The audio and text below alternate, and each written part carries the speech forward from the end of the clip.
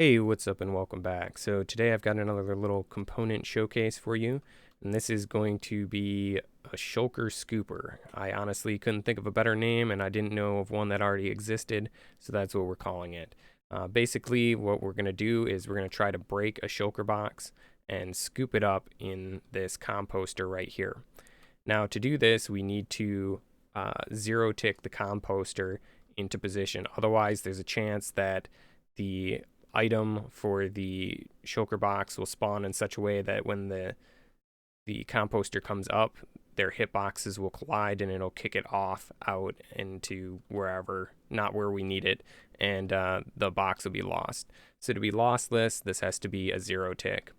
Now to create this zero tick, people think this is kind of complicated, but it's really not that complicated. Essentially, what you have to do is you have to power this piston and unpower it in the same tick. And so to do that, we're using this little mechanism here. So when this repeater here turns on, it will quasi-power this dropper down here. And then the repeater changing and this quasi-powering will trigger these two observers in the same tick. And this being a dropper just makes it order this properly, but that's kind of beyond the scope of this video. So these will trigger in the same tick.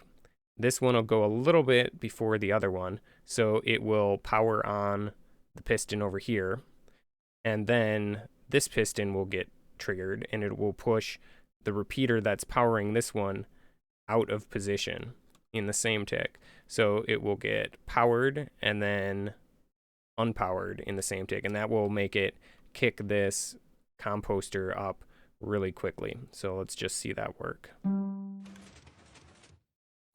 Look at that, that was almost instant. So we'll do this again, and that'll just kick that item out. So in order to show how this works inside here, I'm just going to freeze the game real quick, and then we're going to step through. So we'll just click this, and then I'm just gonna step 2 ticks at a time.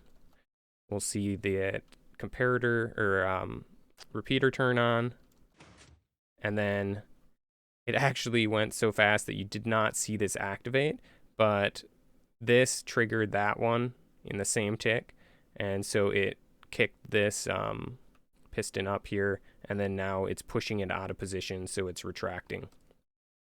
Up here you can see the item has been created towards the center of the block, and it's essentially now contained within this composter.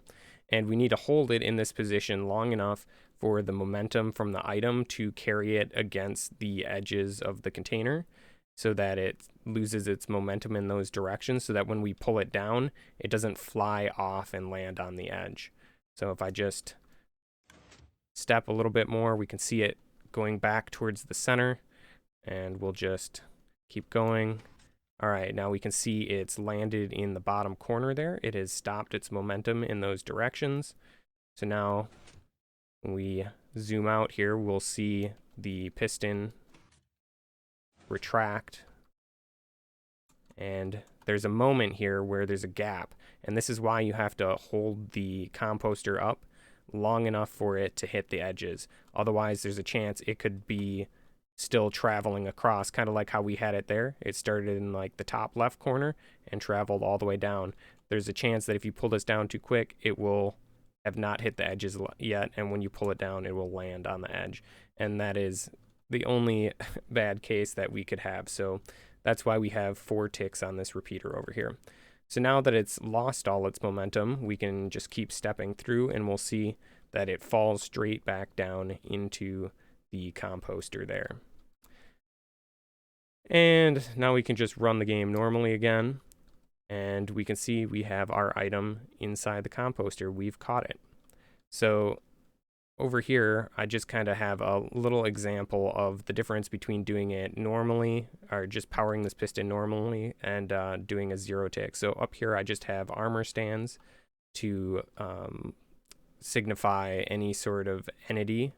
So normally, we go like this, it will push the entity up, and then when it comes back down, the entity will fall back on top of it. And now if we have a 0 tick here,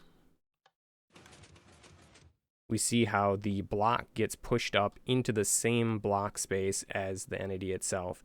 And now that it's glitched down here, it will do the same thing. It'll push it up into the top space, and when it goes to retract the block, it will have a normal pulse, so it will actually push the entity back up. Like that. And so that just kind of shows you the difference between a normal pushing piston and a 0 tick piston. Anyway, this is something that was shown to me by retracted, and he kind of modified the circuit. This is not my design. The only thing I did on this is I changed this block down here to a composter so that when this dropper pushes into it, it's silent. So just kind of an aesthetic change. And I believe retracted based this off of a design by Gangles from my Discord server. So shout out to them. This is a really cool circuit, and it's going to be used in one of retracted's upcoming videos. So keep an eye out for that. I'll put a card up in the side here when that goes live. So thanks for watching, and I'll see you in the next one.